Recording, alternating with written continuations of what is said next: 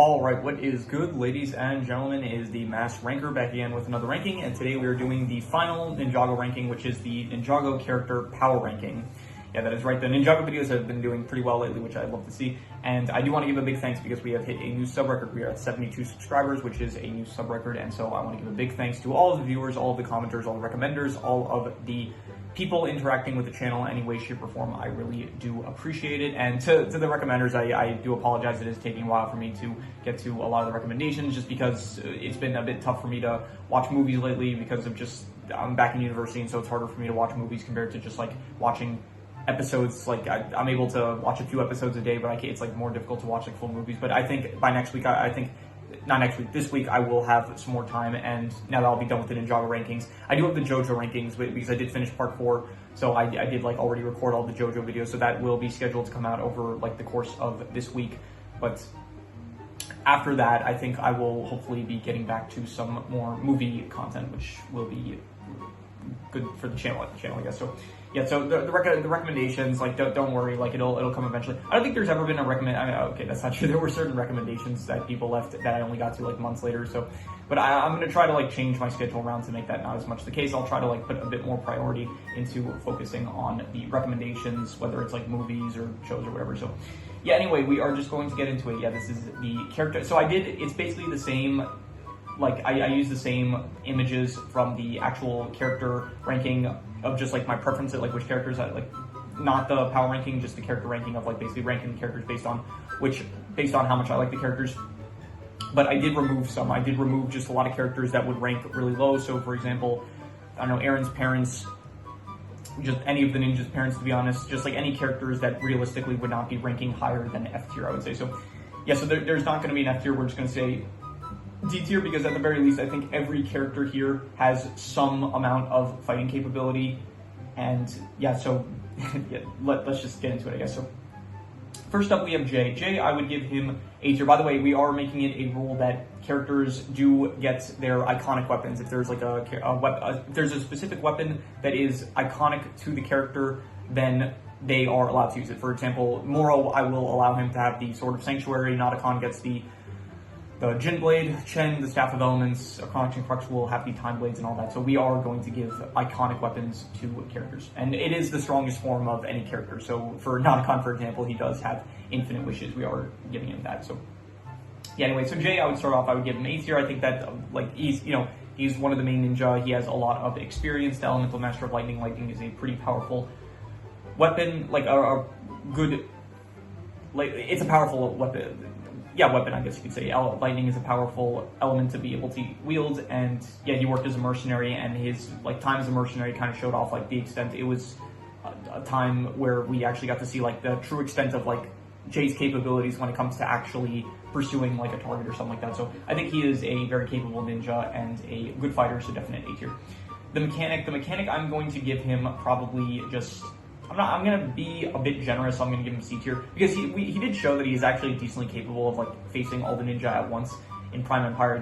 I think he did manage to, like, actually escape all of them in a certain scene, so, yeah, he's got, like, good, I guess he has a good arsenal, I guess, with, like, all his gadgets and stuff, but realistically, he is not going to be making it past a lot of the later opponents, I would say. I think we'll probably end up doing, I don't think I'm going to do side style. I think it's just going to take too long. I think we'll do side style at the end of it, maybe, so, yeah. This is probably going to be another long recording. The last recording that you should see by now, it was the longest recording on the channel, 2 hours. So hopefully this one will not be as long. Like, I don't know, hopefully like shorter than sub 1 hour, I think would be nice. So anyway, Samurai X, this is meant to be the moniker of Samurai X, and I would give Samurai X, it's kind of dependent on who is acting as Samurai X, but Samurai X I'd give like B tier. Samurai X is pretty capable. We'll give Samurai X, I guess, the arsenal. Like, Samurai X just comes with, like, a lot of gadgets, whether it is the actual mech suit that Samurai X uses, or we're not including mechs, but I'll make an exception for Samurai X because Samurai X is so tied to the mech that she uses. So, yeah, whether it's Pixel or Nia, just the moniker has always been decently strong and powerful and capable, so I'm going to say B tier. Kilo and Ultraviolet, I'm giving them D tier. I don't think, yeah, they're just, like, they're fine, like, they're fighters, but I don't think realistically they are going down. Like, they're not really strong enough to make it past a lot of the other characters on this tier list. They're, like, pretty weak compared to a lot of the other characters here. Mr. E, I would give him, honestly, A tier. I think that he is a really strong character, and the only reason that he was even defeated was because Garmadon just used his powers in order to kill him as like a display of strength. And so Mr. E actually is he beat Zane, I'm pretty sure, in like a 1v1, so that just goes to show like how strong he actually is. So I do think Mr. E, I will give him A tier, I would say. Echo Zane, I'm giving him just D tier. I think that he's like fine. He is kind of like, he does have probably some fighting skills, not on the same level as Zane or any of the other ninja, but yeah, I do think that in a fight he could probably hold his own, I would say, but even so, I would still just give him D tier, I would say. Maybe we'll try to do, I'm not going to bother, I was going to say, like, maybe we'll try to do side style, but yeah, it's just going to be way too difficult with the amount of characters that we have here. So anyway, next is Iron Baron. Iron Baron, I would give him, honestly, he relies too much on the people that he's manipulating. So in an actual fight, I don't think he himself can really do too much. He's got like probably the hook thing that he uses, but besides that, he's not really making it too far. So I'm gonna give him D tier. His whole character is kind of meant to be more manipulative, and his whole strength comes from actually being able to manipulate a lot of the dragon hunters. And I see that my phone is low, so I'm just gonna connect my charger here for a second. Give me a second here. There we go, plugged in. Okay, so next up is Faith. Wait just a second. Okay, we're good. I think, yeah, okay, we're good. Yeah, for some reason, every time I plug my, I use my computer now to plug my phone because it's actually pretty convenient to be able to do that, but it always shows a notification saying, like, do you want to share access to, like, photos on, like, my phone to my computer? And I always have to press no. Anyway, yeah, let's just continue. Faith, I would give her probably, she is the strongest dragon hunter, and so I would give her B tier for that. I think that she is a good fighter, definitely in terms of like a hunter. She is very capable, and so I'd give her B tier, I'd say.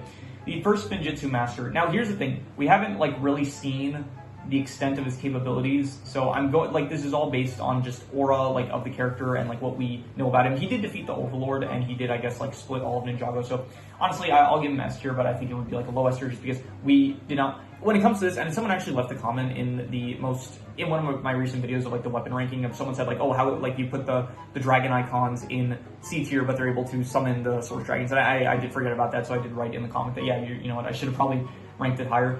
But like in certain situations where it's like there's an item or like a character or something like that where we're told that they're powerful, I don't want to put them as high as maybe some other character or ability or weapon or something like that is kind of, we've seen the extent of like its power. Like if we're just told like, oh, this is a powerful weapon, or oh, this character is like really strong and stuff, like we're just going based on what we're told. It's like if they actually portray themselves as being like capable, then I feel justified in ranking them high. But if we're just told like, oh, this is the strongest character, but it's like we didn't actually see anything they do, then it's like, okay, we're just going based on like what we're told of the characters. So yeah, so in this case, I'll give him S tier because like it is like, he is probably like really strong and stuff, and he does have some feats, like he did, again, he fought the Overlord, he created Ninjago, which does probably take some power and stuff, and I think he apparently created like 4 of the realms. I did actually do a bit of research, and apparently he created Ninjago, he created Imperium, I'm pretty sure, as well, and he created another 2. So I think he went to the Never Realm and escaped from there, which is apparently, it's honestly, the ninja, it didn't seem too difficult when the ninja did it, because they were just like, once they found the Traveler's Tree, it felt pretty easy. But it is mentioned that like the Never Realm is the hardest realm to defeat, so he has like a lot of feats, I guess, but we didn't actually ever see him like fight anyone. So I'll give him S tier, but it's like a low S tier, I would say. So next is the Ultra Dragon. I did include the dragons, and I would give probably the Ultra Dragon like A tier, I guess. When it comes to like any of the larger like dragon type characters, I think most of them would probably end up getting like A tier at the very least, because their size advantage usually just helps them out a lot in the fight. Firstborn, I'd give Firstborn S tier. I think Firstborn is, again, the mother of all dragons. She's gonna be powerful. Did I include the Source Dragons here? I think I should have included at least one of the Source Dragons, but I don't see at the moment. I'm just real quick looking through here to see if maybe I could spot them. Yeah, I did include some of the Source Dragons. So yeah, Firstborn is a very the mother of all dragons, is just going to be strong in general. So definitely S tier. Could probably like fight any of the, like, again, when it comes to the dragons, like they could probably 1v1 any human character pretty easily. So this is one of the hunters that was like the rival of Faith, and I'm sure she's fine, so I'll give her C tier. Like, she is a hunter and she has a lot of experience hunting, I would say, and so she should probably beat Iron Baron, because realistically, like, she has more experience, I think, hunting compared to Iron Baron, who just kind of manipulates people. So I'd give her C tier. Next is Omega. Omega, I would give him probably, I think I'll go either A tier or S tier. I'm not going to go S tier, but I will say A tier. I think he is like the leader of the Oni. He is one of the strongest. He's an Oni. Oni by themselves are like extremely strong, and he himself is like the leader of the Oni, which makes him very strong as well. But I think that just there are certain characters that I think have probably just more capabilities compared to him. I do want to check something because I don't remember this at the moment, but I do want to see how did the ninja beat the Oni in season 10, because I know that they used the tornado creation, but I don't remember exactly how. Like, did using the tornado creation combines ninjas to take the creates rather than destroys? Yeah, but what did it do exactly? Did it just like send them away, or like how did it work exactly? Join together to form tornado, which had not been used since the first season. Yeah, okay, but about to place Garmadon's aid. Victory caused the darkness to vanish. Restore. Okay, so I guess they just like disappeared after. I don't remember exactly how it went down, but anyway, that was just something I was curious about. Asphira, this is Asphira with her staff, full powers and stuff and all. I would give her probably, when she has her like powers, I'm not going to give her like the Scrolls of Forbidden Spinjitzu, but she is honestly probably the strongest Serpentine that we've seen, so I would give her A tier. I think that, yeah, like when she has her staff of sorcery, like she did fight the ninja, like when she escaped from her tomb, and she was very capable, like with being able to defeat them. And the only reason that she actually did get defeated was, I'm pretty sure, because Zane managed to get the Scroll of Forbidden Spinjitzu, or actually I don't think it was Zane, I think it was Wu that managed to do it. I don't remember exactly how it went down, but anyway, she is a pretty capable fighter, and so I would give her A tier. Just her sorcery is very strong. She's able to banish people to the Never Realm, which is a pretty strong ability, so yeah, A tier I would give her. Akita, I would give her probably, I don't honestly really know the extent of her abilities. I think she is kind of, I'm gonna give her C tier because I don't really think that she's like a very trained warrior, because I'm pretty sure the Formlings are not like really fighters. I think they just like have abilities to turn into animals, and then because of the situation that she was put into, she's kind of like forced to become a warrior in order to save her brother. So I'll give her C tier because I don't think she really has that much experience. She can turn into a wolf, which I guess would be somewhat useful in a fight maybe, so I'm just gonna say C tier. This is the king, this is the emperor of the Never Realm, kind of. He was the previous emperor before Vex ended up taking over with the Ice Emperor. And I would give him probably, like, he's probably a strong warrior, but he does seem pretty old, so I'm just gonna give him like D tier. This is the only stage that we see him. Maybe in his youth he was probably stronger, but as the moment I don't think he could, like, I think Hilo and Ultraviolet and some of these other characters, they might like be able to, I don't know, these guys might have like a bit more battle experience than he does, where he doesn't seem like he has, like, he's the king of the samurai, but I don't know how much like prior battles the samurai ended up getting into, so I don't know, I'm just giving him C tier, I would say. Crag, I'll go C tier just for his like strength, like strength wise, he is very, honestly, I think that's being a bit too harsh. I think I'm gonna give him B tier. Yeah, he's strong, he's like a Yeti, very like, just that comes with a lot of strength, which gives him B tier, I guess. Vex, I'm gonna give D tier. I think Vex he's manipulative, but similar to Iron Baron, it's like he relies on his manipulations in order to actually be able to defeat his opponents. He himself does not actually have like too much fighting capabilities, I would say. This is Akita's brother, which I keep forgetting his name. What is his name? Here, let's hear. Ninjago, Akita's brother. Here, let's hear what it is. Kataru, yeah, Kataru, yeah, okay. I would give him probably same level as like Akita. He can turn into a bear, so I think he is like stronger probably because a bear beats a wolf in a fight, I would say. So I'll give him C tier, but he's like not really a trained fighter, so yeah. Unagami, and we will say that this is Unagami in Prime Empire, where he actually has like control over the video game and stuff. So it's kind of, this is a difficult one to rank because realistically it's like you don't know, it's difficult to factor Prime Empire into things because Prime Empire, like in the world of Prime Empire is very different from like the actual world of Ninjago. So when he has like control over the world of Prime Empire, he is very powerful, but in any other fight setting, I think we'll say like he has the same powers maybe, but so what does that include? Like he could, I don't know, he has a dragon, we'll say he can, let's just look up what his powers are actually, to make this easier for myself. Ninjago Unagami powers, let's see here. Let's hear. Shape-shifting, summoning red visors, technology manipulation, and transforming into the formidable Empire Dragon. Okay, we'll say those are his abilities, and for that, I guess we will give him, he did fight Jay, like in the real world, so it's not like we didn't see him fight in the real world. He was in the real world, he fought. I'll give him A tier. I think he is probably a decently capable fighter that we've seen. Like he is able to summon a dragon and like red visors and stuff, even if it is just in Prime Empire. Like, I'll just give him A tier. I'll say like a low A tier. Scott, I'll give Scott like, D tier, honestly, realistically, he's not a fighter. He's just like, he has good survival abilities because he is used to being on one life in Prime Empire, so his survival techniques are probably a bit better than maybe some other characters, but realistically in a fight, like, he's not a fighter, so just D tier. Okino, trained samurai, I would say probably he could. I'll give him B tier. I think he is decently capable of, like, in one-on-one combat, he could, like, hold his own, definitely, so B tier. The Master Chef, I'll go C tier. He's probably, he fought Jade. I don't know, he seems like his fighting wasn't terrible, so I'll give him C tier. I think maybe a bit better than the D tiers. King Vangelis, and I'll group him in with the Skull of Hosidur. I'll just rank them both kind of together. I'll give them, like, honestly, B tier. It just felt like, honestly, the only reason that they kept on winning was because the setting that they were in, the mines of Shintaro, where it's like there was so much Vengestone that the ninja couldn't use their powers to defeat him. And he does not really feel like a strong villain at all, so I'm just giving him B tier. I think that he is, like, yeah, honestly, like, the Skull, like, is they're kind of depending on each other, to be honest. Like, when King Vangelis is only good with the Skull of Hosidur, and the Skull of Hosidur, like, can't really do anything on its own, so it needs King Vangelis. So, yeah, I'll give them both B tier, I guess. And yeah, Griefbringer, I will say Griefbringer is, I'll go B tier. Honestly, I think that there are stronger dragons. Like, I think the Ultra Dragon Firstborn are, like, definitely much stronger than Griefbringer, where Griefbringer is, like, a much smaller dragon compared to the other ones. So I'll give it B tier for that reason. Yeah, I think, like, maybe so. Omega could probably beat Griefbringer, I would argue. So yeah. Next is Princess Vanya. I don't actually remember the extent of her, like, fighting abilities. I don't remember if she even was a fighter. Let's actually check. Was Princess Vanya a fighter in Ninjago?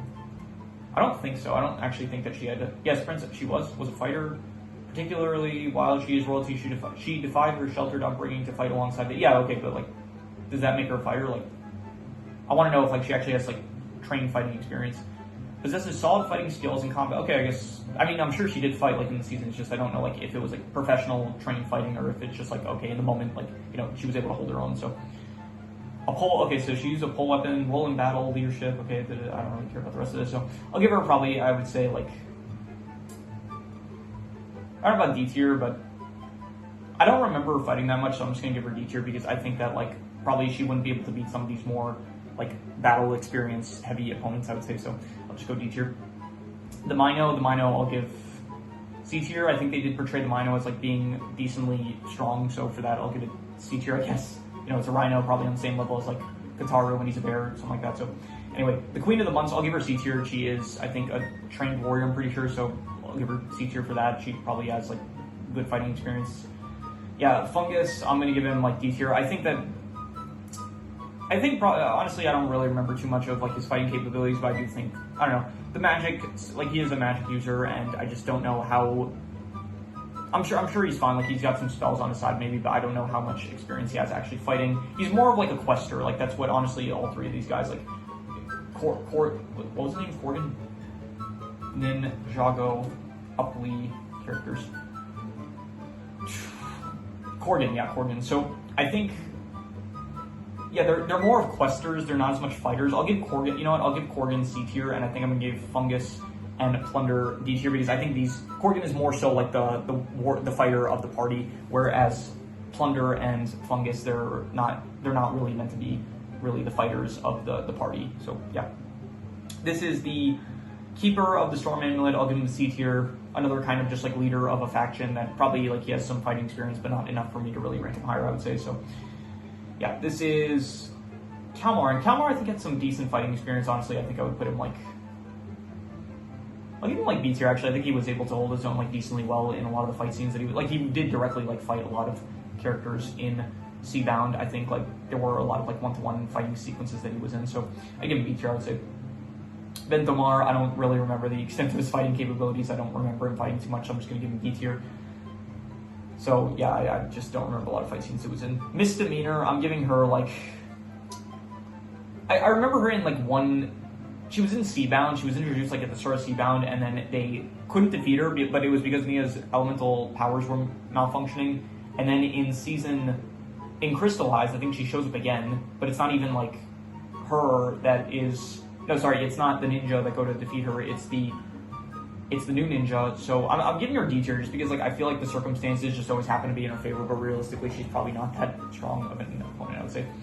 Aaron, I would give him, I'll give him B tier. I think he's strong and capable, but he has a lot of potential, but I do think that as of the moment he is just not like really strong enough to face the A tier characters who have like just a lot more experience and they're a lot more trained, I would say. But definitely I would say that he is B tier at least. Sora, I would give her probably also B tier, but I think a low B. Like Aaron, I would give like a mid to high B tier, and then Sora I would give like a low B tier, I would say. So yeah, I think that's, she probably doesn't have as much battle experience. Like Aaron trained under Ross for a bit, which probably gives him a bit more of an advantage.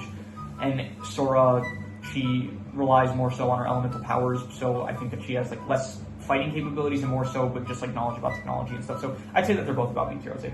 Ryu Ryu got like a big buff in season 4 part 1, and I would give him probably, even so I don't think that makes him A tier, but I will say that he's probably like a high B tier. Like I think Sora's like a low B tier, I think Aaron's a mid B tier, and then I would say Ryu is like a high B tier after like the buff that he got in season 4 part 1, where it's like he's able to stand out, he can use spinjitzu, he like uses swords and stuff, but he was only able to defeat like one of those elemental monster things, which like it was in its like monster like larger form, but even so I don't think like, I still think something like, I don't know, Omega or maybe Mr. E couldn't beat it, but I don't know, it gets like confusing when it comes to scaling and stuff with certain characters. But I'm just gonna say that I think that, yeah, I'll say that I think Ryu is, I don't know, actually maybe Ryu I should give a bit higher because, yeah, I don't know, when he is like in his larger dragon form, like that does give him a big advantage, and he could probably beat certain characters like Mr. E, I would say. Maybe not Sphera, but yeah, I'll be generous, fine, I'll give him like, honestly no, he's not battle ready enough, so I'm still just gonna say like a high B tier.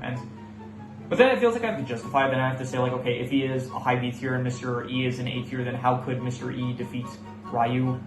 And I guess to answer that, I would say that Mr. E is smart enough to maybe come up with a tactic to be able to win or something like that. I don't know, maybe he uses ropes or tricks tricks Ryu somehow, but I don't feel justified in giving Ryu A tier yet because he does lack a lot of battle experience, I would say. So I'm just gonna give him this is my decision. If you want to disagree with it in the comments, and write comments why you think that I'm not justified in putting them wherever. But anyway, this isn't meant to be too serious. This is all just for fun. So anyway, Wildfire, I would give her probably, honestly, A tier. I think that she's really powerful, and she's like pretty, I don't even know, she's like not the most refined fighter, but she is a good fighter. Like she has a lot of experience, she does have a lot of battle experience, but she is not a like very well trained fighter compared to like the ninja, which have like more professional training than her. But I do still think that she is pretty strong. I would give her like a high B tier or a low A tier, but I think I'll be generous and give her, I think I'll,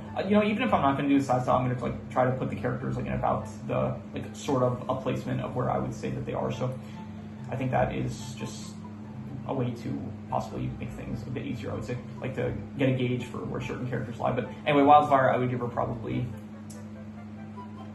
I think A tier might be a bit too generous. I think I'm going to give her like a high B tier, I would say. So yeah. Anyway, Freck, I would give him probably C tier. I don't think he has as much, I think he's like a bit weaker than Aaron and Sora. Maybe that's a bit harsh. Maybe I should give him a bit higher than that, but I do think he would struggle against like certain characters like the mechanic maybe, and I think he's probably like a high B tier, a high C tier, I would say, but I don't think he's like B tier worthy yet. I think he needs a bit more like training and experience, I would say. So although he did get like a decent amount of training like off screen, so I don't actually know the extent of his abilities, but I don't know, I feel like we haven't seen too much of him fighting, so just C tier I'm giving him. Next is Beatrix, and this we'll say is in her strongest form, which would be when she is kind of fused with her suit in season 4 part 1. So she's pretty strong, honestly. I'm going to give her like A tier because she does have a lot of experience fighting in like the realm of monsters, for example. So I do think that she is actually a very strong fighter, and yeah, it does take the ninjas like stronger forms to be able to beat her. I have to remember also like Jay has access. If I am talking about the strongest forms of the character, then I have to remember like Jay has a lot of strong forms. For example, a lot of the dragon forms that he uses in like Crystallized or in even season 4 part 1. So I do have to remember that when like assessing the characters here. So yeah, next is Roz. Roz, I would say, is a very strong fighter. I'd give him A tier, a low A tier, but he does have, he has like dragon icons, which yeah, which apparently, yeah, they are able to summon the Source Dragons, but once again, like, we haven't seen them summon the Source Dragons, so I don't feel justified as I don't want to, like, use that as, like, a reason to put him in S tier, like, oh, we can summon the Source Dragons. Like, okay, but we haven't seen him summon the Source Dragons, and, like, from what we've seen, he's had the Dragon icons, and he's lost with the Dragon icons, so, like, just him having Dragon icons, I'm not going to put him in S tier for that, but he's a very strong, formidable opponent, which I would give him A tier for that, so, yeah. Next is Raptin. Raptin is not really that powerful, honestly. He's not a D tier character, but he is like probably C tier, like a mid C tier or something like that. So yeah, I think that he is, he's got some fighting experience and stuff, but he's definitely not a well-trained fighter for me to bring him on. Jordana, she's not really a fighter, so just D tier, and yeah, she has some like dark magic, but she doesn't really know how to use it for fighting, I would say. Dorama, I would say like C tier, and he's got like some magic on his side, but he's not like a very, he's kind of like, I don't know, like he has magic, which does make him decently powerful, but he's still not like the smartest opponent, so he does end up like losing a lot in the fights that he has with the ninja, so I'm just giving him like a high C tier. I don't know, actually maybe like a low B tier, I'll be generous and say like a low B tier. Next is the rates that end up fighting Nia and Sora when they go to when they meet Ericor. So I forgot actually how they managed to defeat the Wraiths. I don't actually remember. Let me see here. How did Nia and Sora beat the Wraiths in Ninjago season? What was it?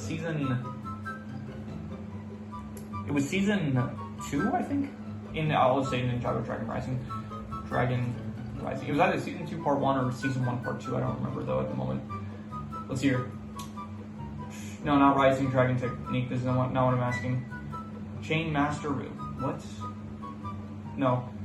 Beat the Wraiths. Maybe I say in the episode with Ericor. In the episode with Ericor. I keep spelling his name wrong. I don't know how to spell his name. What's here? Yeah, okay, I don't think this is it either. Okay, I don't remember how they even defeated the Wraiths, but I do know that the Wraiths are pretty strong, so I will give them, I'll give them a high B tier. I don't remember to what extent how actually powerful they are. I think they were defeated maybe by, I don't know, maybe something that had to do with the ritual that was performed or something like that, but I don't remember, so I'm just going to give them like a high B tier. Cinder, a pretty strong fighter, I would say, and definitely like at least, I give him like a low A tier maybe. Yeah, he was pretty strong, honestly. Like, he was a very capable fighter, and yeah, I would give him like, although I think in the tournament of elements, I don't actually remember who he lost to here. Who did Cinder lose to in the tournament of sources? Was it Sora that he lost to? Yeah, he does lose to Sora. So I mean, she did have like a lot of other elemental powers to her at her advantage. So I think just baseline Cinder. He does have Shatter Spin, which is a powerful technique. So for that, I'll give him like A tier, I guess. So yeah. Noct, I would give him definitely the strongest like of the Forbidden 5 that we've seen. I'd give him like a mid B tier. Sorry, a mid A tier. I would say. I think that maybe some of the stronger A tier characters would be able to beat him still. So I'm gonna move Mr. E back there because I think he's like a low A tier. And yeah. Anyway, next is Rox. Rox, she didn't like. I know she's a Forbidden 5, so she's probably pretty powerful. So I'll give her like a high B tier, but she hasn't portrayed herself. Like, we haven't seen enough of her to be able to give her higher. Like, we didn't get to see any of her elemental powers really and anything like that. So anyway, Zeatrix, she was probably like a B tier, I would say, like, I don't know, mid to high B tier. So elemental master of Shockwave, and she did decently well in the tournament of sources, ultimately though losing to Lloyd. So I just give her like mid B tier. Okay. This is Thunderfang. Thunderfang, I would say, obviously is like an Arc Dragon, so he's really powerful. I'm not going to say S tier, but he is probably, honestly, just him being an Arc Dragon actually probably does make him like S tier worthy already, because yeah, Arc Dragons are just incredibly powerful, and it does take another Arc Dragon, I guess, to beat an Arc Dragon, so for that I'll give him S tier. Next is just some more of the Forbidden 5, which I'll just give them all like a mid B tier. They're just, I don't know, they haven't portrayed themselves enough to be able to rank higher than that, and ultimately, like, they just kind of got wasted in season 3 part 2, where they just become hollowed out ghosts. So yeah, I'm sure that they are strong, but we haven't seen them like a lot of their, like here, we saw like your Drix's powers, I think, and we saw, I think, Kerr, yeah, we saw Kerr's powers and Nox, but we didn't see Zark or Rox's powers really, so. You don't know, their aura does make them a bit, I'll give them like a low A tier, I'll say that. They are the Forbidden 5, like they are pretty, you know, I think not the aura, I want to say, but I don't know, they like, what's the term where it's like, I don't know, we're told that they're strong, but it hasn't been portrayed yet. I guess what we've been told about them, I guess, puts them in like a low A tier, I guess. So, yeah, anyway, next is Powerlid, the ultimate object of admiration. I give him about B tier, probably like around the same level as Crag, I would say. Yeah, I think that's good. This is Donovan, the agent that was tricking Jay in the administration. I give him probably, I think C tier somewhere, like maybe a mid C tier, probably. Like he probably has some experience in fights here and there. So, okay, Creel, I don't think she has. I mean, I think she probably just relies a bit too much on like maybe technology or her servants or something like that. So, yeah, we haven't really seen her fight too much. So just D tier. Geo, I would give Geo like probably a low C tier, I think, or maybe even like a mid C tier. Like he's probably a mid C tier fighter. We really haven't seen him fight too much, but you know he has elemental powers and a bit of fighting experience probably from the fights that he's been in. So, yeah. Okay, Rontu and Egalt, I would give him probably. They're legendary warriors, and we'll say it's them in their prime, even if we haven't seen them in their prime. So, because we're told like them in their prime, they were really strong. So, I'll say that they are at the very least, even when they're not in their prime, they're probably still here. When they're not in their prime, they're probably like B tier. But we'll say it's them like in their prime. So in their prime, we're told that they were extremely strong, being able to defeat, I think, I forgot who they defeated. It wasn't the Forbidden 5, I'm pretty sure it was it the Forbidden 5? Let me see here. What did Egalt and Rontu do in their prime? Let's see here. What'd they do? Did they defeat they created Master Rising Dragon Technique. Okay, so I think they did defeat the Forbidden 5. Yeah, okay, they did banish the Forbidden 5 with with Candelaria, so I'll give them probably, okay, we'll balance out. We'll say right now they're weak, but in their prime they were strong. We'll balance it out to say that they are about, at the very least, a low A tier. We'll say a low A tier. I think that's fair. Okay, now the Source Dragons, apparently the creators of like all of the realms and like elements and all that stuff, so I guess automatically they get S tiers, I guess. Just the issue, once again, it's an issue just we haven't seen them like really, we haven't seen the extent of their powers, so it's like if we're just told like, oh, they're powerful, it's like I want to see their power. Like I don't just want to be told like, oh, they're powerful. It's like, okay, show off the powers. Like I want them. You understand what I'm saying? It's like we see Garmadon, like you're a character like Garmadon. It's like okay, he's a strong character and he's shown off to be a strong character. But then it's like this other character. It's like we're told like, oh, this character is like stronger than Garmadon. It's like okay, but you're not going to show it off. You're not going to we're not going to get some action sequences with them that kind of shows off their power. So anyway, Niad, we're another character where we're kind of just like told that she's strong, but we're not really. I think she was like one of the previous elemental masters of water. At the moment, she is like the ocean itself, kind of, and so I will give her. I don't know. I'll go like a high B tier because we're not really showing a lot of her powers really. So yeah, just she again another character that we're kind of told is strong from the history of and lore of the show, but we're not really like we don't know. The powers haven't been portrayed, I guess. So next is this dude, one of the keepers. I don't know. I remember that this dude was a bit more prominent in the Island miniseries, but I don't actually remember a lot that this dude did. So I'm just gonna give him like B tier. He's probably a decent warrior, but yeah, like a high B tier. We'll see. Euphrasia, I would give her probably like a high C tier. She's not really well trained with her abilities and stuff, and she doesn't have too much fighting experience, but she does have a strong element being wind, I'll say so. Candelaria, okay, so she's not much of a fighter, but she is like a good sorceress, so that in itself does give her a bit of strength, and she does manage to like, she has some good feats under her, but being the one to banish the Forbidden 5 and stuff, so I would say that probably she is, I don't know, but she's not like really a warrior, so I'm sure like in her prime when she is like not like being clumsy and making mistakes, she could probably like use a decent amount of spells like to be able to fight and stuff. And I think we did see a few fight scenes with her. I'll give her like a low C tier. I think she's really not a fighter, but I'll give her C tier for like the feats that's we were told about her. So Ericor, again, another character that's like not really a fighter. So realistically, I'm giving him D tier. I don't think he can actually, can he grant wishes to himself? I don't think he can grant himself wishes, but I do.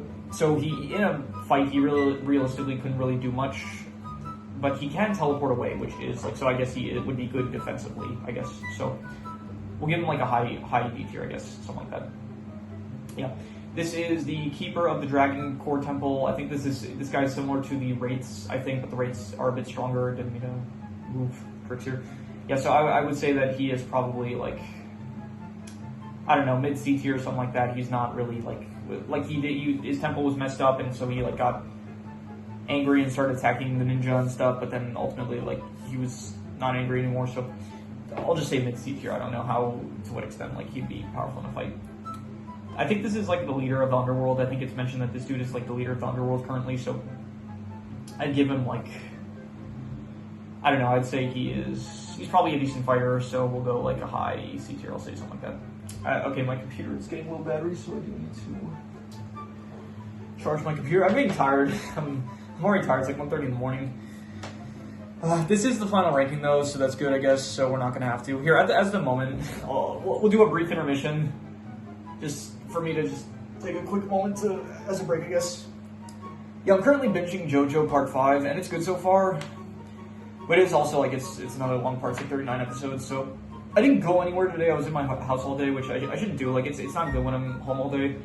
Like yeah, I do feel better when I leave my house and it's like I go out and I get some vitamin D and stuff. So yeah, tomorrow I'll be going though. I have to go back to my university, but I am coming back home early next week because I do have. Yeah, it's a short week for me. I don't have too many lessons, so I think I'm actually getting back already on Monday, and yeah, then I'll have like some time. Like I will have to study and stuff, but I think I will have some time, hopefully, to like maybe watch some movies, finally get some movie reviews out and stuff. So anyway, yeah, good intermission. Yeah, this is weird. This is happening like a lot more with the longer recordings lately, where it's like all of a sudden the recording on my phone will just stop. So anyway, I guess since we ended the intermission, it was good timing, I guess, for it to stop there. So anyway, we are continuing with the leader of the Craglings. I would probably give him like C tier, like a, I don't know, like near the Mino, I guess, like a low C tier, probably, strength-wise, he's good, no real fighting experience or anything like that, so I guess C tier. This is the dude that was being controlled by this giant crab thing. The dude himself is probably not really the strongest, so I'm just gonna give him like D tier, I would say, not really that powerful. This crab monster, though, I would say is probably on like the same level as like Reefbringer, I would say, something like that, so we'll say a low to mid B tier. Yeah, next up we have this is the Earth Matriarch Dragon, and I guess the Matriarch Dragons are pretty strong, and so I would give the Earth Matriarch probably like, I don't know, she's not really portrayed as like being too powerful, but I'll give her like a high B tier. I'll say like, yeah, I think that's good. The Arc Dragon and Focus automatically, like I think an Arc Dragon also just gets an automatic S tier, I would say, and she did manage to defeat Thunderfang, so I think probably a bit stronger than Thunderfang. I am wondering though, is Firstborn and an Arc Dragon? I don't think Firstborn is an Arc Dragon, but oh, it is, really? The strongest Arc Dragon and leader of the Arc Dragons in Ninjago. Okay, I didn't know that. As the mother of all dragons, she is the most powerful mortal dragon in existence and was the first. Okay, so yeah, okay, I guess interesting to learn that. So I guess yeah, Firstborn would be stronger than both, I think, Thunderfang and the Arc Dragon of Focus. And then probably, yeah, okay, well, we'll do Sisla again. Once again, we're not Sisla. So this is the Life Dragon Matriarch, and I would give her she's probably a bit stronger than the Arc Dragon of, yeah, she's not really portrayed, again, like another character that like we don't really see her in action, so we just kind of have to guess like the extent of her ability. So just a low A tier, I would say. Wait, so how does this work? So there's regular dragons, then there's matriarchs and patriarchs, and then there's Arc Dragons, and then there is Source Dragons. So let's hear. Are matriarch / patriarch dragons as strong as Arc Dragons? I am wondering. Yes, matriarch/patriarch dragons are essentially the same as arc dragons. They represent the highest ranking leaders of a dragon tribe or herd. While not source dragons, which embody elemental powers and reality, these arc dragon leaders possess immense strength and can use sparks, transfer energy, and wear a crown and horns. Okay, so I guess, yeah, there is... Okay, so I think for some reason certain dragons are called matriarchs and then others are called arc dragons. I think if it's a patriarch or a matriarch, it means specifically has like an elemental tribe to it. For example, the earth matriarch, the life matriarch, that kind of thing. And I think if they don't necessarily have like a tribe to them, like if like chaos and focus, it's like they don't have tribes to them, so they just are called arc dragons specifically. So, but I think they're all kind of classified as arc dragons, but specifically some are called matriarchs and patriarchs. So anyway, this is Xanth, the Ninjago dragon. Pretty fast, honestly, like a decently, probably like, yeah, I'll give Xanth like probably the same level as like Ryu, I would say, so yeah. Tox, elemental master of poison. Honestly, she's an elemental master, but she's not really portrayed as being too strong. Like, we haven't seen her fight pretty much ever, so I'll give her like a high C tier, but that's it, I'd say. This is Vex. I forgot his name. No, not Vex. Vex was the villain in season 11, part 2, Ice Chapter. This dude's name is, let me see here, Ninjago, Master of Reflex. What's his name? Zer. Yeah, Zer. Okay, pretty strong elements. Yeah, definitely one of the strongest elements, and for that I would give him like, at the very least, B tier. And I would say he could probably beat, I'd say like a high B tier. I don't think he's like on the level of, yeah, I don't think he's like A tier level, but definitely a very high B tier level. So again, it's like you get into situations where it's like, oh, couldn't the dragons technically like beat like here? Could the Earth Matriarch beat Zer? Probably, I'm not really sure, but like, yeah, so I don't know, it gets good. But then you can ask like, okay, can Jay beat the Earth Dragon Matriarch? I guess maybe in like one of his stronger forms, yes, he could probably. So I don't know, it gets confusing at times, but whatever. Maybe I should put Mr. E down, maybe, but I don't know. Mr. E like still feels like a very strong, powerful fighter, so I'm gonna give Mr. E like a low A tier, but still, yeah, I don't know. A lot of this you could probably argue. You could be like, oh, why would you put this character there? They're clearly stronger. You could be saying like, oh, why is this character so high up? It's like clearly they're like not, they're pretty weak. Like they wouldn't be able to do anything in this fight. You're probably right, honestly. I don't really care. This is for fun, I guess. And yeah, anyway, moving on. This is the caretaker of the baby dragon, the new dragon matriarch. That's I didn't include in this series because she's so weak that she would not rank higher than. She would rank lower than D tier, so I didn't include her along with a lot of other characters. I would give this dude probably like, he's probably on the same level, if not like a bit weaker than, yeah, Xanth and Ryu, I would say, so yeah.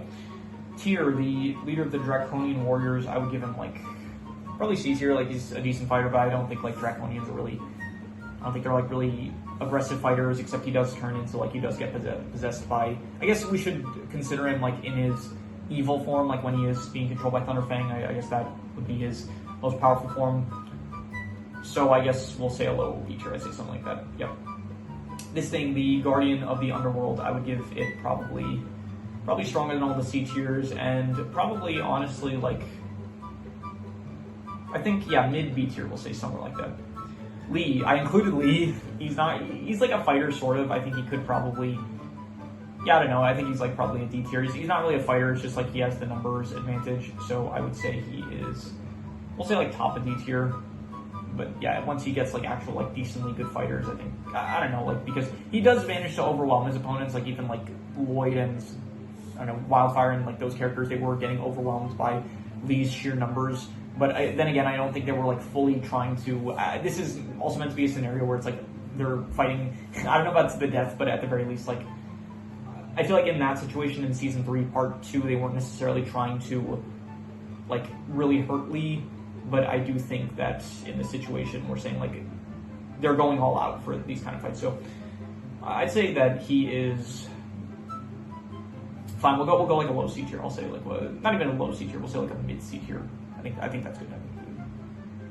Yeah, we'll say like yeah, probably yeah, something like that. Anyway, Zane, very strong, very capable fighter. I would give him like at the very least A tier, and I think I included the Ice Emperor as a separate character, if I'm not mistaken. Let me see here.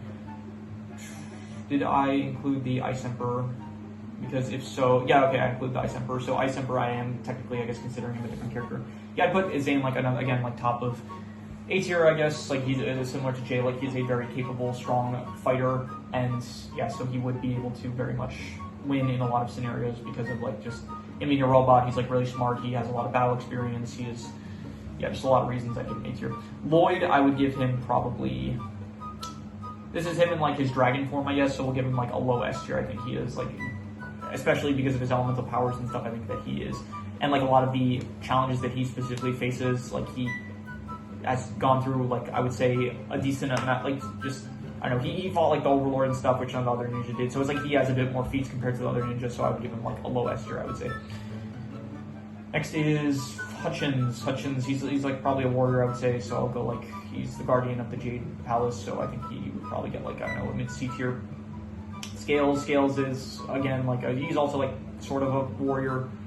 I don't think him on his own could really do too much. So I'll give him like a mid C tier as well. Pythor, I think as well. Like he's not really doing too much on his own, but he's decently capable. Yeah, to be honest, like all the Serpentine generals, I think they're like a mid C tier fighters. Like they probably have some fighting experience and stuff like that, but I don't know when they get to like some of the stronger opponents and when they start going up against like elemental masters, I don't know how much they're really doing so on their own. So Cole, a very strong fighter, very good elemental power, and yeah, I think all the ninja are pretty much just gonna like group them near each other because they are very like they have a lot of battle experience and they are very capable fighters. I think recently Cole has been like a bit weaker than he should, like just he's been making a bit more stupid decisions with like him rushing into fight knocked for some reason on his own and losing his soul, like becoming hollowed out in the process. I think that was a bit more stupid, but overall he is still a very strong, capable ninja, and so A tier. Mistake, she is Oni, and in her Oni form, like she is extremely strong, and so I'm giving her at the very least like A tier. And I would put her honestly, like she probably.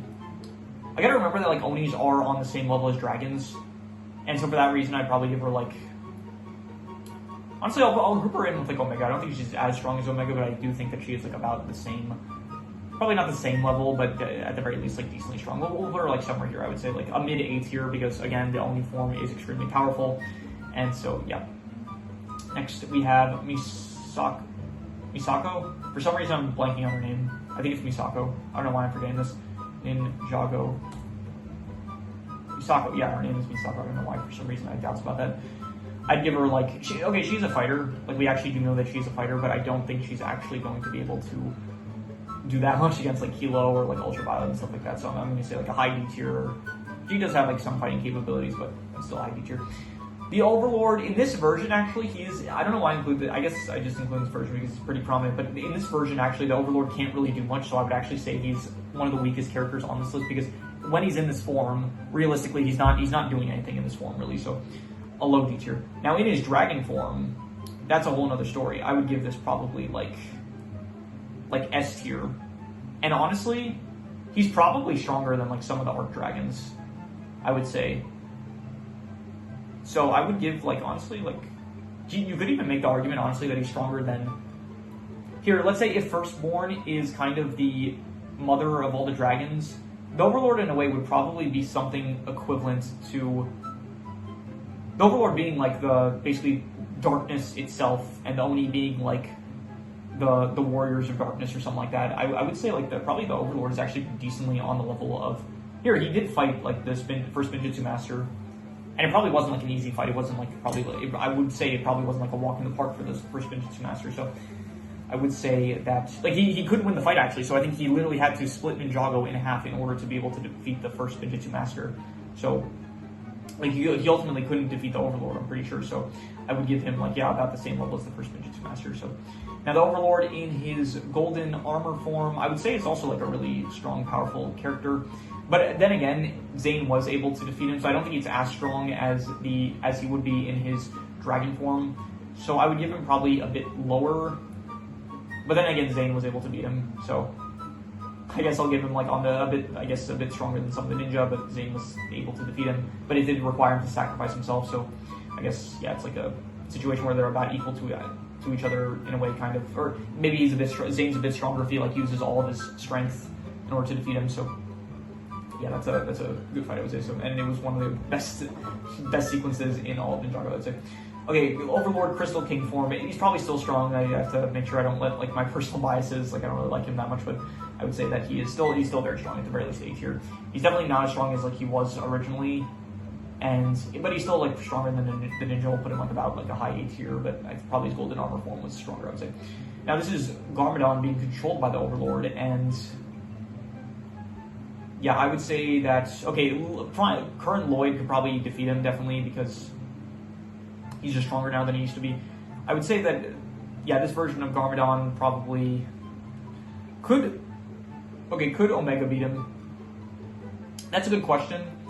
So this is the Overlord controlling Garmadon, and Garmadon was a bit weaker than Omega, I think, because Garmadon himself could not directly defeat Omega. So I would say, but this is the Overlord combined with, I would say that he's a bit stronger than Omega, I would say. And I think he's even, as in this moment, I don't think any of the Ninja could directly fight him. So for that reason, I would say that he is probably a bit weaker than the Crystal King. But yeah, because in this version, like also you have Garmadon kind of trying to fight him off. So I'll give him like he's a bit weaker than the Crystal King, but yeah, I would say that. Yeah. I here. Captain Soto, I would give him like, I'll give him like a high D tier. I think that he is he's got some battle experience. And he actually, people like I bet people forget about this, but he himself, like he did capture Nauticon, which is a pretty strong feat, because Nauticon, I mean, it's not like it was Nauticon in his strongest form, but still, like Nauticon in any form, being able to defeat him is still very, like, a pretty impressive feat, I guess. And so, I'll actually, for that alone, I'll give him like a bit higher. I'll give him like C tier. I'll say like a low C tier, but yeah, like he's a good fighter, and he did manage to defeat like one of the strongest characters in the entire series. So for that, I will say C tier. Like, he's still not a strong character, like when he fights like any of the other like more well-trained characters, like he is probably losing, but still I would give him like, honestly I'll say like a mid-C tier. We'll be a bit generous with him, we'll say like a mid-C tier. Nia, this is, I guess in her strongest form, it would be like when she actually becomes part of the ocean, and in that form she is probably like stronger than a lot of these characters. I guess if this is like Ocean Nia, then she could probably beat like Omega even, and she could probably she's probably stronger, I guess, than a lot. You can also include her dragon form as well, but I think probably the ocean form is stronger than the Draconius form, so I would probably give her like, I don't think she's beating the Overlord, but she is probably, we'll say yeah, like she's probably like maybe stronger than like Jay or Cole, I would say. So yeah, next is Dareth, the main man Dareth. Yeah, honestly, he did defeat Kozu. So honestly, it's a good question. Wait, you have to remember, we're including him with his iconic weaponry. So he does have access to the Stone Army helmets. And because of that, he you know what, we got to, it's only fair. It's only fair. What can I do? I'm balanced here, like I don't have a choice here. So at the very least, we have to give him A tier. I'm sorry, some of you might not like it, but that's just how it is. So yeah, I have to give him A tier. And honestly, the Stone Army is like a really powerful army to have, so he could beat Mr. E. I think honestly, the Stone Army could probably beat like some of the Source Dragons. And okay, I think Dragon Rise, okay, we're not gonna say that it could probably, I think probably like these Rontu and Egalt in their prime, they could probably, with Rising Dragon, they could probably beat the Stone Warriors. So we're not gonna like say that, oh, they can't, Dareth can beat Egalt and Rontu. No, but yeah, we are giving him his Stone Army helmet, we are saying so, because it does feel, I'm not going to say like iconic to the character, but it is iconic enough where I'm allowing him to use it. So yeah, we are going to say that he is, yeah, so a low A tier, we'll give Dareth. Kozu, yeah, at the very least, he's weaker than Dareth because he lost to Dareth. So it's kind of, technically, I think Dareth should be able to control Kozu. So, but anyway, Kozu, a very strong fighter at the very least. Like, yeah, okay. He is, I think, yeah, he's at least A tier. He's beating Mr. E, definitely. And he is probably, again, we don't really know the extent of the Life Dragon's abilities, so I'm just going to say, like, yeah, I guess, like, we'll say he's, like, a bit weaker than Life Dragon. Also, Cinder I should probably, like, bring down a bit. I think that Cinder's, like, a bit weaker than, I'm sure Cinder would probably be, like, Cinder also has, like, a Shatter Spin, actually, I have to remember, which is a really strong technique, so, yeah, actually, I do have to remember, it could probably beat Dragons with Shatter Spin, so I'll say Cinder's, like, a bit stronger than, like, maybe Dareth, we'll say, so, yeah. Anyway, next is Pixel. Pixel, this is, I guess, Pixel in just whether she's Samurai X or just any iteration. She's a decent fighter. She definitely has good fighting capabilities. I would say that she is, at the very least, B tier. And I think that she could probably... Okay, I have to move some characters around because I'm thinking Aaron could not beat Groovbringer in his current state. So Let me bring Wraithbringer a bit higher. Again, I am not really doing side style, but apparently, like, the way I've been going about this, I've been kind of, like, putting certain characters in a bit more, like, I'm doing, like, a pseudo side style for this tier list, I guess. So I would give, Pixel, is she stronger than Aaron? I think currently Aaron is actually probably a bit stronger than Pixel, to be honest, because Aaron just has, like, a lot more fighting experience than it feels like Pixel has, and he does have, like, spin jitsu capabilities, which I don't think, like, Pixel has been shown to be able to do spin jitsu, but I think she needs Zane in order to do it. So I don't know if she can do it on her own. And I think King Vangelis could probably still beat her, and she'd probably lose to that giant crab thing, and probably Kalmar as well, so, and probably Sora. So we'll put her, like, and Doron even, so, yeah, we'll put her, like, a low B tier or something like that. Cryptor, he is probably strong, he's pretty strong, he's honestly, like, he's, like, built on after Zane, so he probably has, like, a lot of Zane's capabilities. I would say that he probably still loses to a lot of these characters. I would say, like, he is... I have to move this guy up. This guy is, like, really strong, I have to say, so I'm moving him to, like, here or something like that. Although he does have weak spots, so it's a difficult weak spot to hit, I would say so. Anyway, I think probably Kalmar could be Cryptor, I would say, but it would be close maybe, so. I think at the end we'll try to do side style to whatever extent we are able to, but yeah. Master Wu, a pretty strong fighter in a lot of, like, stages. Yeah, he's weaker sometimes, but he is stronger in other cases. So he was able to fight off all the ninja back in season 11, but as the moment, I think, like, the ninja have grown stronger since then. So I would give him, at the very least, he's A tier at least, and I think he could, like, probably take on Kozu, honestly. He's probably beating Dareth, even if he has, like, the Stone Army on the side. I think he could beat Cinder. He's probably, like, around the same level as Egalt and Rontu, like, in the prime or something like that, so I'll put him there, I would say. Mini Droid, I would say, is probably a decent fighter because just Ninjoids in general are pretty capable, but I think he's probably losing to, like, yeah, honestly, Kilo could probably beat him because of, like, size advantage-wise, so. And even Ericor could maybe beat him because, like, just being able to teleport around him and stuff, like, you could probably, I'm sure Ericor can, like, use a sword to a somewhat decent extent. And even Misako could probably beat him, and the Stonekeeper. Okay, Echo Zane, I have faith in Echo Zane that you can beat him. Yeah, we'll say, I think that's good. Yeah, we'll put him there. Chen, and he does have access to the Staff of Elements. He does have all the elements on his side, so we are going to say that he is, at the very least, A tier. He has all the elements to control, which is extremely powerful. So he can honestly, he beats the Sphera, he beats, like, the, yeah, I would say all the elements, excluding, we're going to say, the time elements. He does not have access to the element of time, but we'll give him every other element, even including, if you want to, like, you can even say, like, all the new elements from Tournament of Sources, which doesn't really buff it to too much of an extent. But yeah, I would say, honestly, I think he can beat Omega, if I'm being honest, and I think he beats, like, most of the Ninja. Even you can make the argument that he loses to Nia in her water form. I think in her water form she might be a bit too strong for him, but he can still probably use, like, gravity and stuff and, I don't know, energy in order to defeat her, and so there is, like, probably methods that he could use to, I'll say he's, like, about the same level as, like, Nia in her water form, I think, but he definitely, I don't think he's, like, I think the Overlord can probably, like, beat most of the elemental powers just because darkness is such a powerful ability. Skylar, okay, really, really strong, powerful fighter. However, it is temporary and certain powers are difficult for her to control. Even so, I would give her at the very least A tier. I think, okay, so we're gonna like be as generous as possible. We're gonna say that she, assuming that this is a fight, we'll say she starts off with every single elemental power at her disposal. And specifically, we'll say, like, I don't know, we'll say the Overlord's power and the power of destruction. Those two specific elements are a bit difficult for her to control. But even so, she's able to do it as long as she's able to use it as long as she doesn't use it for too long, we'll say. And we'll even throw in, like, the Forbidden 5 elemental powers, and we'll say that those are also, like, a bit corrupting for her. But yeah, even so, I would give her, like, probably, I think does she beat Master Wu? That's a good question. I don't know. I would say that I think Master Wu might have a bit too much experience. But he is, like, I don't know, we're saying this is, like, Prime Master Wu, where he's in, like, the best fighting capability ever, so, like, probably, like, Season 11, honestly, that's, like, when he fought all the ninja at once, but then again, the ninja were, like, pretty weak at the time, like, they hadn't gone on a mission for a while, but, yeah, we'll say, I think she's, like, about the same level as Master Wu, maybe I would say, so, yeah. Next up is, let's see here, this is Arcturus, the leader of the Anacondri, definitely a strong, capable warrior, so at the very least, he's getting, like, B tier, I would say, and I think he beats, like, I'll give him, like, a high B tier, I would say. We'll put him, like, somewhere around here, somewhere like that, yeah. Okay, now we're getting on to some of the elemental masters from Tournament of Elements. Let's see here. So first up, we have Karloff. Karloff is he's a good fighter. He was like the first to lose in a Tournament of Elements, but he does have a strong element on his side, and so I would give him like probably. Honestly, I think if you're an elemental master in general, you probably get like a minimum of A tier. So, you know, I'm gonna buff some of these characters. I'm gonna give like her. Yeah, we'll say that, and then we're gonna give. Yeah, I think just elemental masters in general, they're like A tier minimum. It kind of feels like so.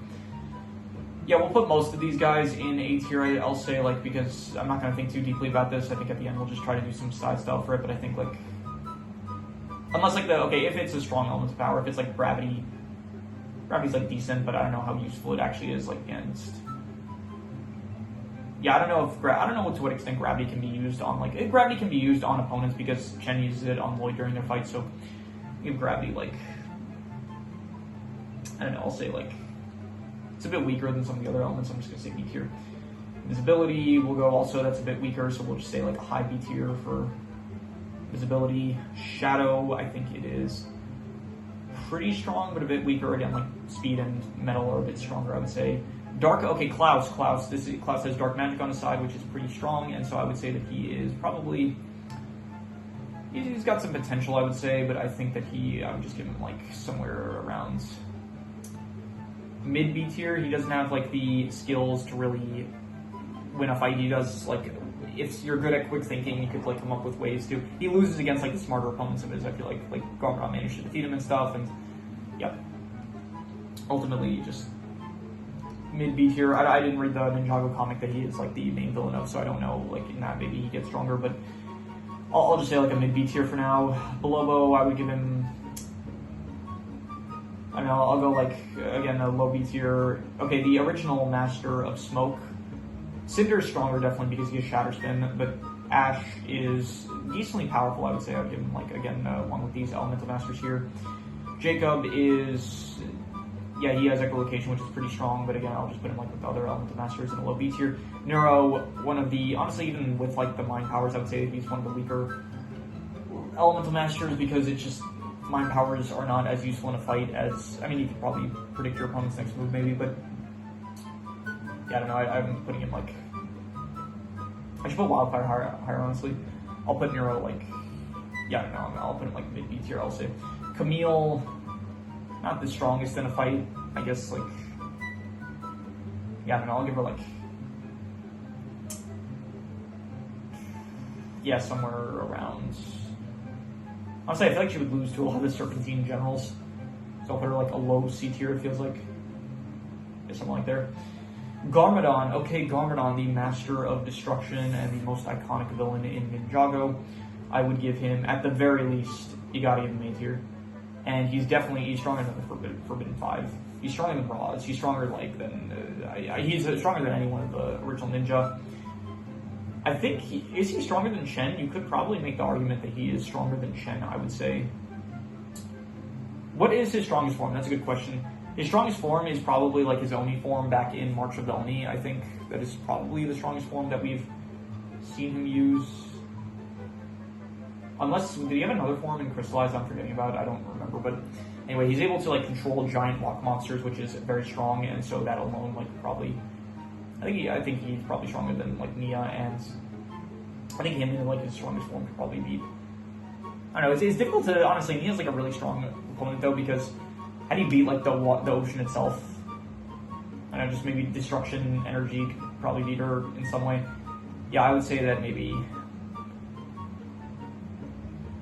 But Zane should not be this high. I just realized because I feel like he's not really capable of beating like some of these other characters. I'm gonna put Garmadon like I'm gonna say like a low S tier, and Zane I feel like I should move down because okay, this was like a self-sacrifice situation. So Zane in his prime, I guess he is capable, but I don't know to what extent that actually makes him powerful. I guess he's just like capable of withstanding the golden armor, and he's able to self-sacrifice himself against this version of the Overlord. But I don't know how strong that means he really is against some of these other versions.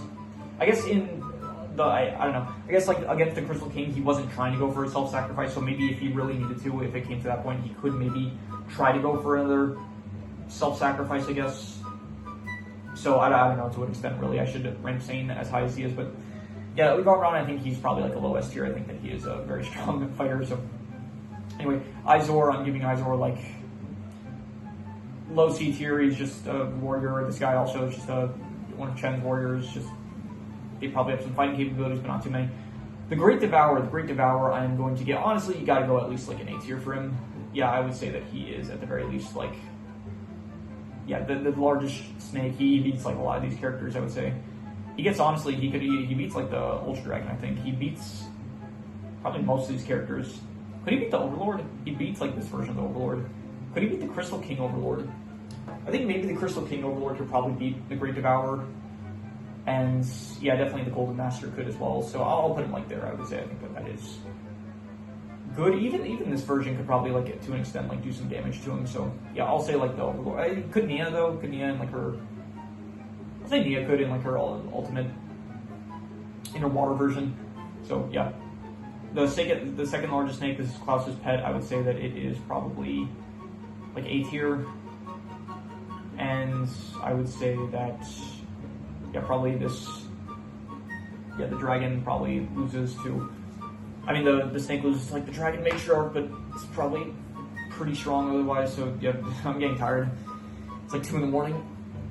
Okay, we got like 2.5 more to go. Yeah, you. By the way, just, obviously you can see like I'm getting tired and I'm not like thinking about this too much in depth. So if you, yeah, anything you want to like say about this, just write in the comments or whatever, and I'll either correct myself in the comments or I'll just like whatever. Just any thoughts you have, leave in the comments, and I'll be free to like just discuss this more in the comments in a bit more depth if you want, maybe for me to get a bit more in depth with something. So, Moro, the Master of the Wind. So he has his elemental wind powers similar to like how Cinder and Ash both have theirs in this case. So, Moro, he is a very strong fighter, and we will give him the Sword of Sanctuary, and for that reason, I'm going to say that he is. I think he could probably beat Dareth. Him being a ghost, he could go through the Stone Warriors. He could probably get to Dareth and beat him. He's probably beat. Skylar has water though, although I think he could beat her. Probably when it comes to him fighting Wu, I think he could beat Wu. Him being a ghost gives him like a huge advantage. And honestly, him being able to see his opponent's next moves is also really strong, I would say. So I would put him like maybe. Could he beat Omega? I think. Like, what could Omega realistically do to him? Like, he's a ghost, like, everything goes through him, so... And he does have...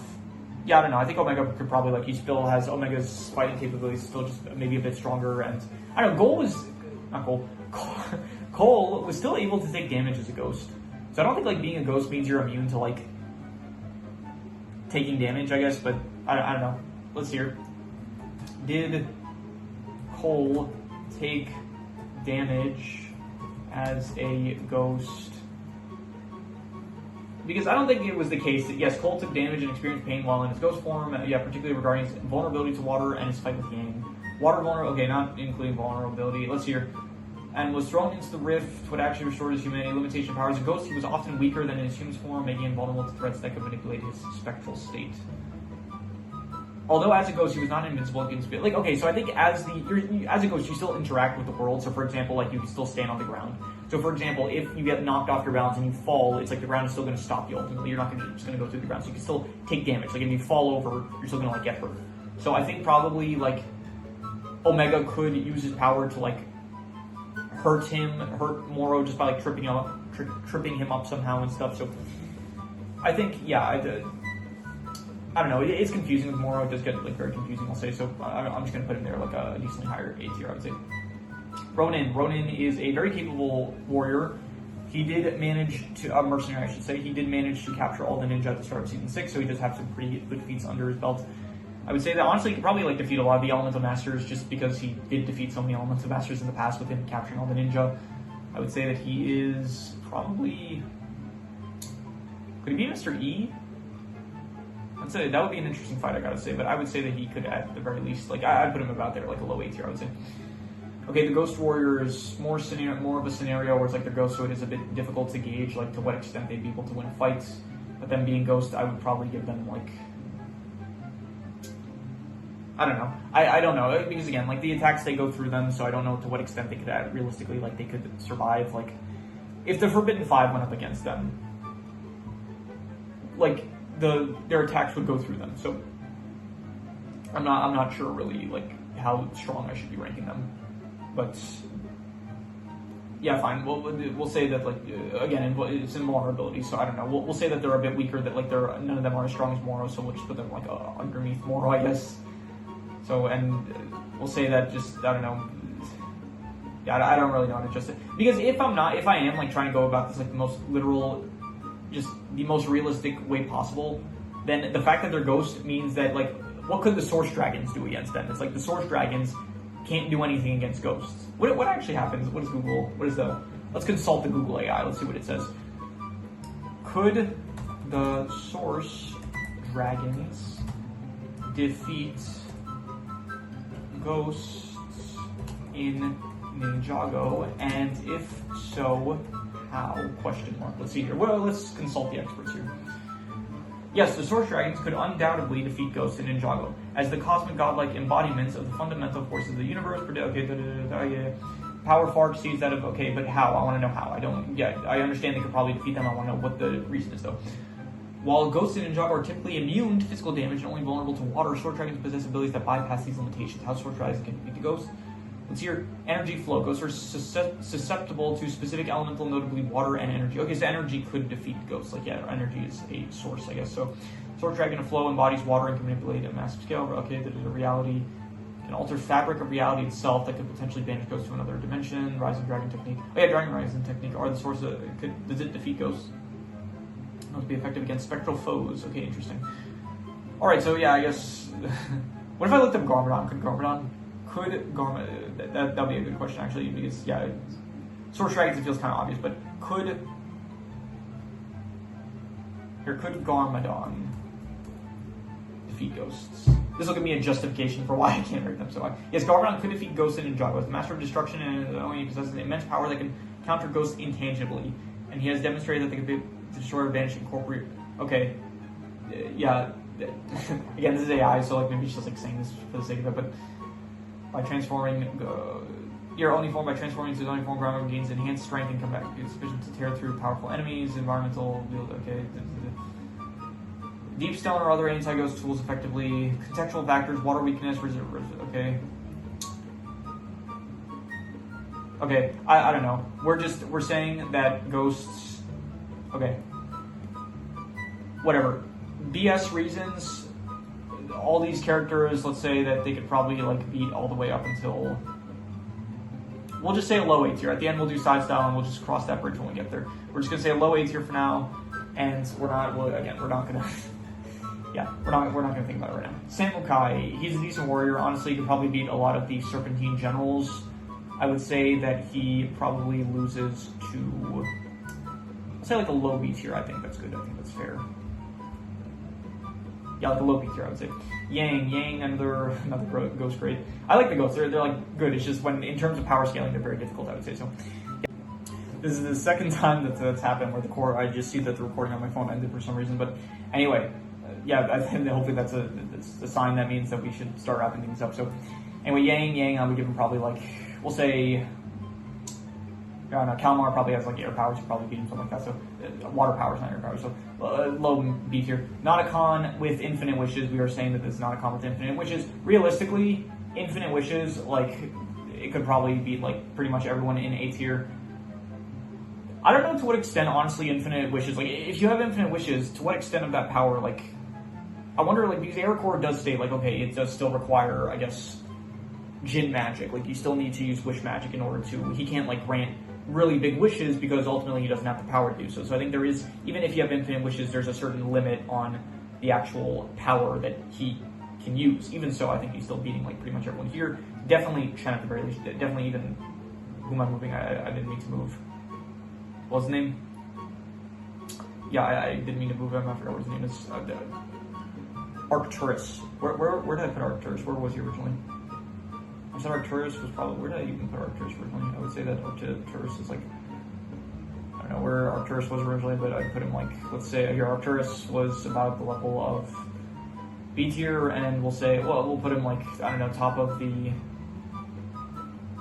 something like that. Anyway, yeah, Nauticon I would say is at the very least like Yeah, he can wish, like, could he wish for the Great Devourer to, like, disappear? Does he even have to abide by, like, the rules of wishes? Like, could he wish for harm on others? Does Infinite Wish Nauticon still have to follow the rules of wishes? Let's see here. While Nauticon acquires infinite wishes by marrying Nia and becoming a Jinn King, he no longer had to follow the traditional rules of wishing, explicitly stated that he was free from restrictions that normally bind Jinns. No more 3-wish limit, can grant self-wishes, bypassing prohibitions. He was no longer restricted from wishing for love, death, or, okay, so he can wish for, like, death. So, yeah, so let's say, okay, he beats Nia, he beats the Overlord, I'm even assuming. Okay, let's say that he cannot wish for Source Dragons to disappear because Source Dragons are the ones that actually provide the like Source Dragons are like the source of like all the energy and like elemental powers in Ninjago, as well as like I'm assuming Jinn magic as well. So we'll say that like they're immune from like wish magic, I'll say. So for the Source Dragons probably can still beat Nauticon. So yeah.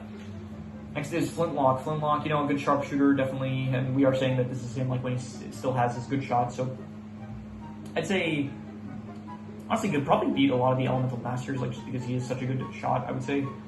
Well, like here, the Master of Shadow could probably beat him. The Master of Sound also maybe to an extent, but yeah, we'll put him like with the Elemental Masters, I'll say like high beats here.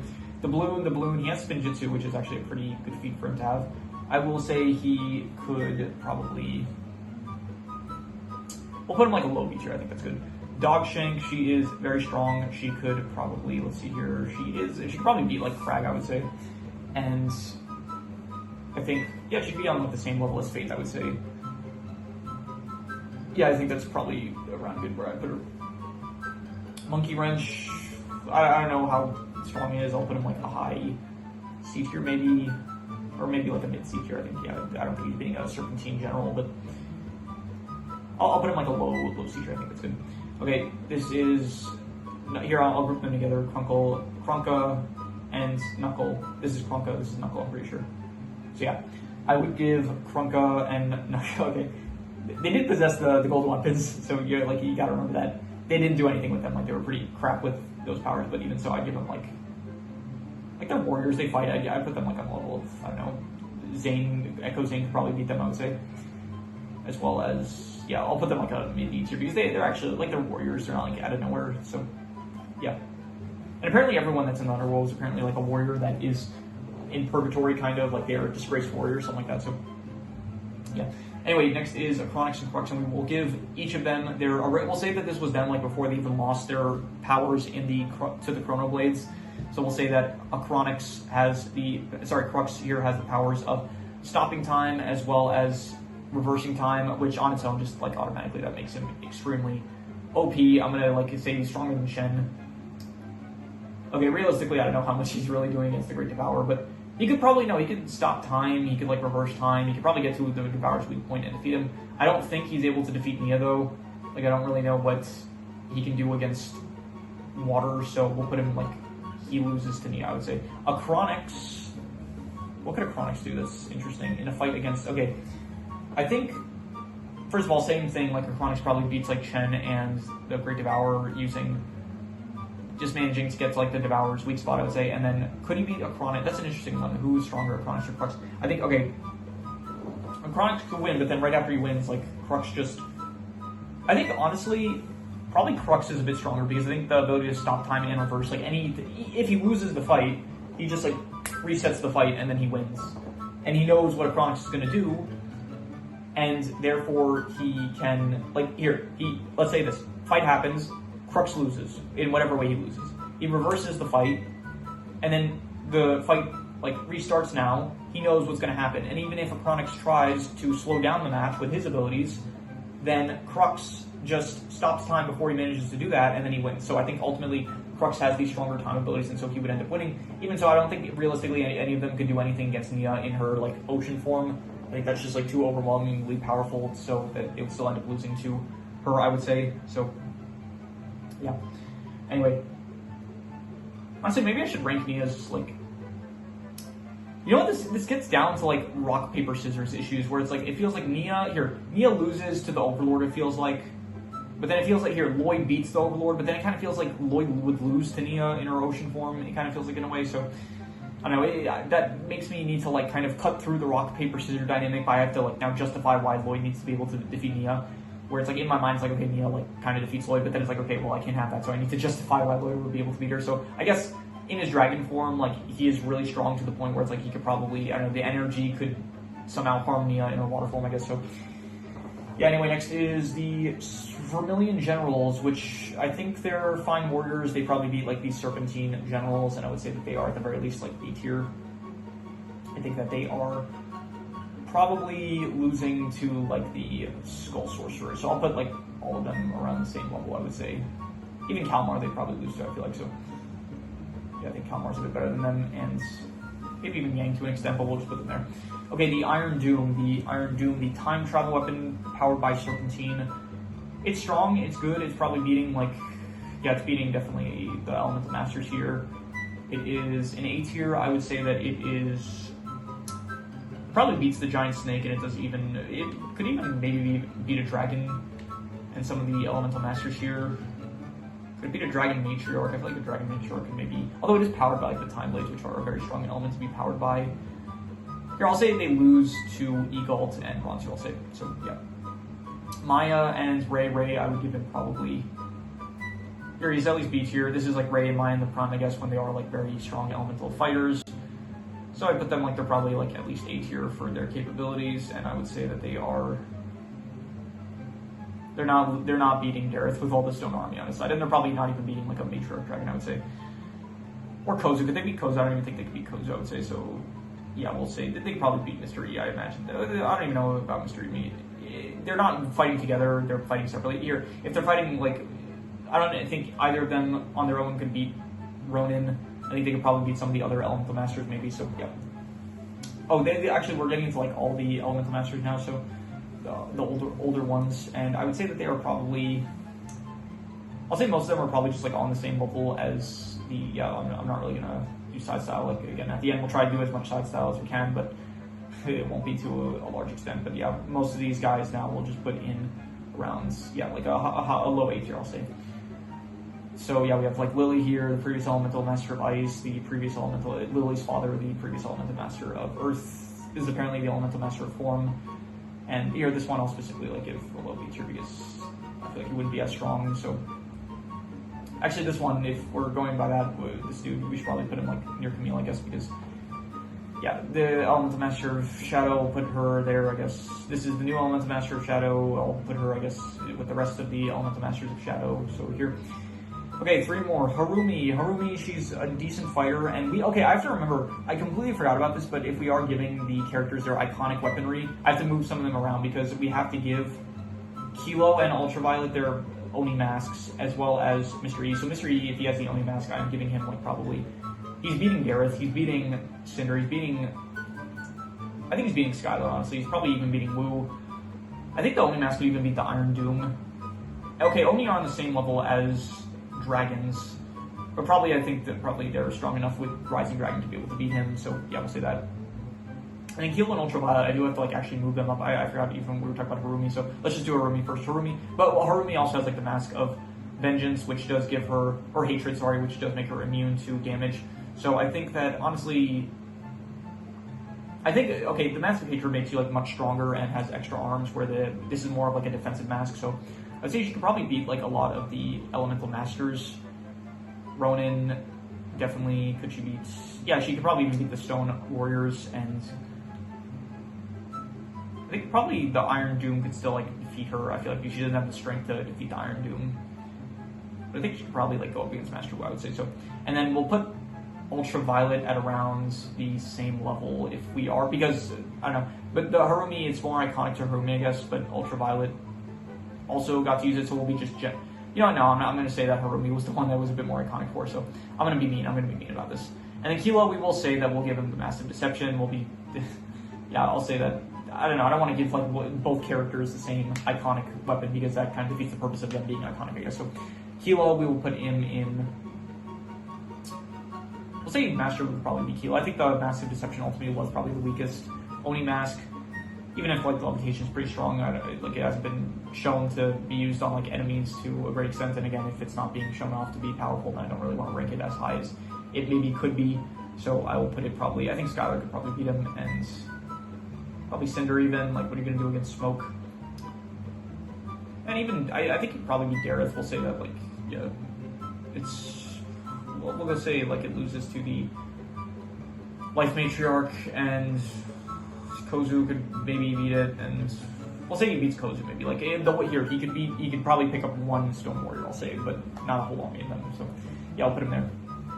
Okay, Harumi, yeah, we said Harumi, we would put her, like, yeah, there we said, and so, now, okay, Kai, I would give him, definitely he's strong, he is just another one of the main ninja that are very strong, capable warriors. I'll put him, like, with Cole and Jay, I guess, I think that's good. And then finally, the Ice Emperor. I would say that, honestly, Prime Ice Emperor Zane is, like, we're saying that he is the one that gets, did I actually move Akita? I think I actually did. I think she was, like, where was she? I think she was, didn't I put her in B tier, I think? Or maybe she was C tier. I don't remember where I put Akita, I'll just put her in C tier. Anyway, we'll say that Zane's iconic, or sorry, not Zane, but the Ice Emperor's iconic item is the Scroll of Forbidden Spinjitzu, which I do think is one of the strongest weapons. By the way, if you're wondering like my thoughts on the weapons, then I think check out my weapon ranking, because I do get in depth of like specifically the weapons themselves and like where they rank and stuff. So yeah, the Ice Emperor Zane, I would say he's stronger than like all the ninja probably. Is he stronger than Shen? Probably not. I think Shen ultimately beats him, because like I think the amount of elemental powers beats this one really buffed elemental power. So, and plus Chen does also have the elemental master like power of ice, but I don't know. Chen has like super speed and gravity as well as like fire and stuff, which he could use to negate the ice and stuff. So ultimately, I think it would be pretty overwhelming, but he has just so much more utility on his side that he would be able to ultimately beat like the Ice Emperor. So yeah. All right, we will try to do. Okay, I'm not going to do side stuff for all of these, but we will. Honestly, let's just do the S tiers, because what is this, like 5 rows? I think we're not going to do like 5 rows worth of side style, because it's just going to get too difficult. But we'll do like for the top rows, maybe we'll do for, yeah, let's do like the top. I don't know, I don't want to get into like the ghosts and stuff and like starting a debate where the ghosts go and stuff. So we'll say like, we'll go the top 2 tiers of A tier, we'll say, and then so here. This is going to be mostly just pure instinct, so we'll go like your Beatrix last, then we'll go Unagami, then we'll go with Aspira, and then we'll say, I don't know, we'll go Roz, then Nox, then Mistake, then the Ultra Dragon, then we'll say Moro, and then Omega, and then probably Cole, and then Kai. Yeah, I think that's good, and then Jay, and then, yeah, I forgot the top characters, whatever. Jay, and then we'll say, yeah, Ice Emperor, Zane, and then I think actually Chen could beat the Great Devourer like with all that elemental powers on his side. I feel like he could like use speed and stuff and gravity, so I think he could manage to do it. I don't think Ice Emperor Zane has enough strength to beat the Great Devourer though, so yeah. And then we'll say, also I'm gonna rank Zane. I'm gonna say like, if it requires self-sacrifice, I'm not gonna say, I don't know though, like who's stronger, Zane or the Overlord? Well, Zane could, like, just, I don't know, self-destruct and beat the Overlord. Is that really beating him, though? Like, does that make him stronger? It's like, I guess, to an extent, maybe. So, I'll just keep him there. But, yeah.